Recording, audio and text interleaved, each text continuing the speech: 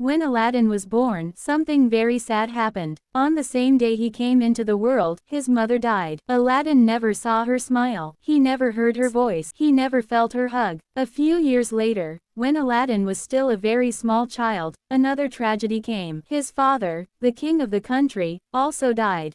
Now Aladdin was completely alone. The people of the country were confused and worried. There was no queen. There was no king, so they made a very hard decision. They placed the crown on young Aladdin's head and made him the king. At first, everyone felt sorry for him. He was just a child, sitting on a big throne. People hoped he would grow into a wise and kind ruler.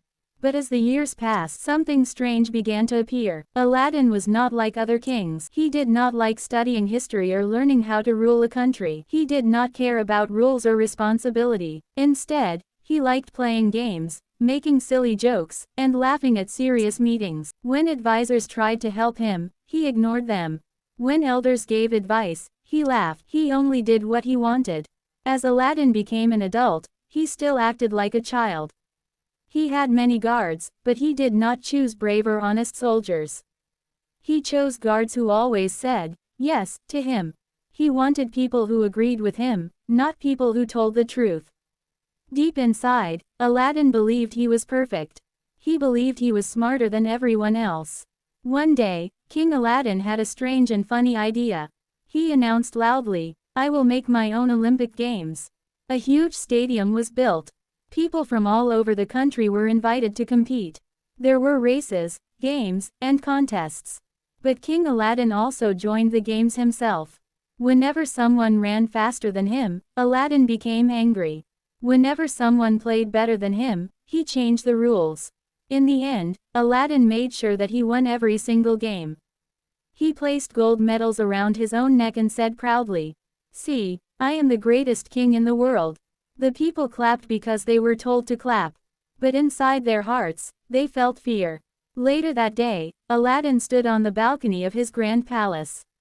He looked down at the crowd and gave a loud speech. Our country is very strong, he said. We are building a powerful weapon to protect peace. But while speaking, Aladdin laughed quietly to himself. He knew he was lying. He did not care about peace. He only cared about power and showing off. After the speech, Aladdin went to a secret underground place. This place was hidden beneath the palace. Scientists were working there, creating new weapons. There, Aladdin met his uncle, Tamir. Tamir smiled warmly, but his smile was fake. Behind that smile was jealousy and greed. Tamir wanted the throne for himself. Tamir showed Aladdin a new missile. Aladdin looked at it and suddenly became furious. This is too small, he shouted. It looks weak and useless. The scientists began to shake with fear. They remembered how Aladdin had punished people before. No one dared to speak. Angry and bored, Aladdin left and returned to his palace. That same night, something dangerous happened. There was a terrible attack on the palace. Explosions shook the walls. Fire filled the air. Everyone believed the king was dead. But the truth was shocking. The man who died was not the real Aladdin. It was his look-alike.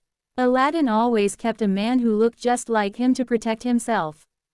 But he treated that man badly and never respected him. Uncle Tamir secretly smiled. He knew Aladdin was still alive. Tamir then created a dangerous plan. He found a poor, simple, and kind man who looked exactly like Aladdin. This man had no power, no riches, and no evil in his heart. Tamir trained him to walk like the king, to talk like the king, to dress like the king.